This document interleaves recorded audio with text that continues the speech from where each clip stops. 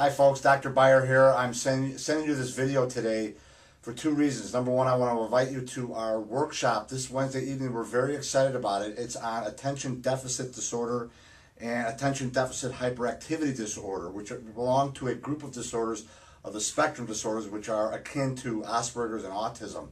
We have a doctor, Dr. Brianne Holmes, who now is joining our practice, who specializes in pediatrics, chiropractic pediatrics, and in managing and supporting women's health issues. She's going to be assisting me with the seminar, and there's going to be tons of information here on the underlying causes to ADD and ADHD.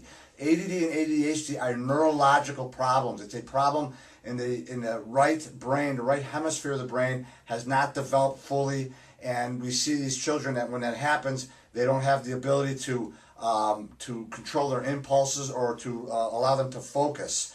The other reason why I'm sending you this video is I want to share with you a case study of a young man, a boy who came to our clinic with his mother, Amy, suffering from impulsivity, inability to not lash out, could not focus, could not do his homework. His name is Ryan, and I want you to see Ryan's story. All right, this is Amy, and Amy, this is Amy's son, Ryan. Ryan, how old are you? 8. 8, okay. Not 9. Amy, you brought Ryan's concluding today with our program for ADD, ADHD, how we treat it with the with the brain-based therapy, and you first found out about us through a workshop, right? You and your husband came. Yes. And can you tell us a little bit about some of Ryan's? Why did you bring him in? I brought him in because we were kind of at our last. I'm trying to think. We at our last straw exactly. We had talked to the pediatrician, I had talked to the school, and there was really no one helping us, and I saw the article in the paper, and I came in and listened, and all the symptoms that you were describing were problems that Ryan was having. He was not able to maintain focus at school. He was getting in trouble because he couldn't sit still in his chair. He was crawling on the floor. He was eating his pencils. I mean, he was constantly in motion at school. He couldn't focus. We were arguing at home all the time. Homework was taking us 5 hours. Literally almost every night. Our family life was not good. It all revolved around Ryan's homework.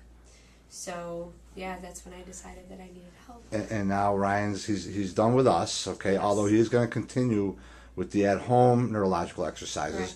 But he's done with us. And can you tell us what changes have you seen after the 18 weeks of going through our program? I've seen a lot. I mean, he's able to focus in school. He's not getting in trouble at school anymore. He is maintaining his, for the most part, he still has his moments, but he is able to stay in his seat at school. They moved his seat around. He's had a easier time with getting assignments done. He's not bringing home unfinished work anymore, which was a big problem.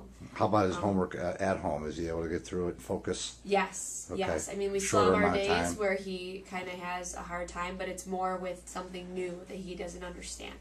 But everything else that he is able to get done in a timely fashion, and we're done with homework within usually 45 minutes. Oh, that's great. And it was how long before? 4 or 5 hours? Oh, God, yeah. Yes. Okay, now some of the things we found on Ryan, we found some food sensitivities, right? That was causing inflammation not only in his gut, but also in the brain, okay?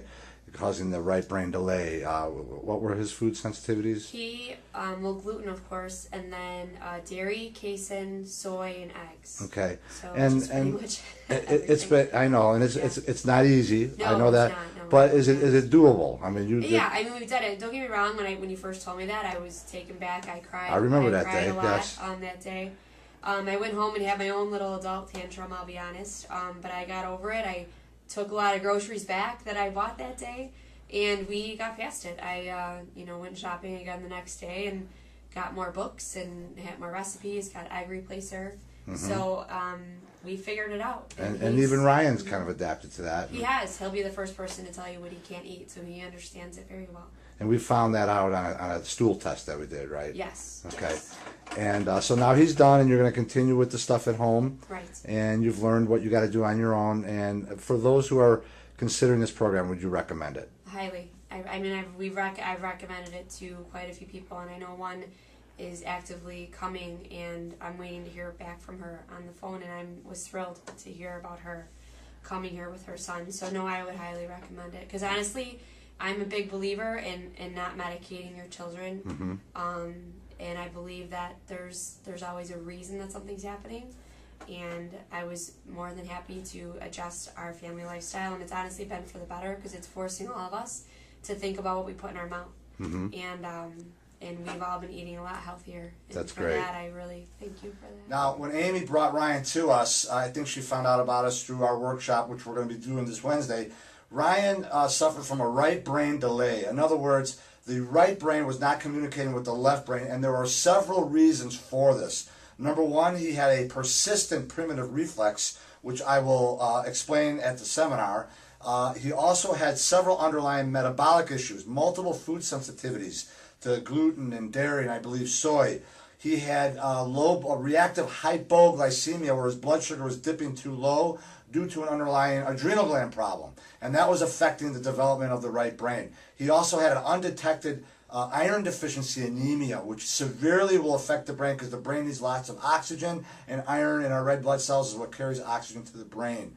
Once we tested Ryan for these things, did the proper brain-based therapies to get the right brain to catch up to the left brain, well, you saw the results, and now his life has changed for good.